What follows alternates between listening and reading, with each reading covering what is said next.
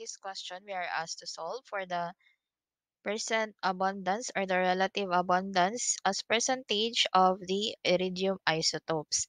So first, we let X as the abundance of iridium 191, and 1 minus X is equals to the abundance of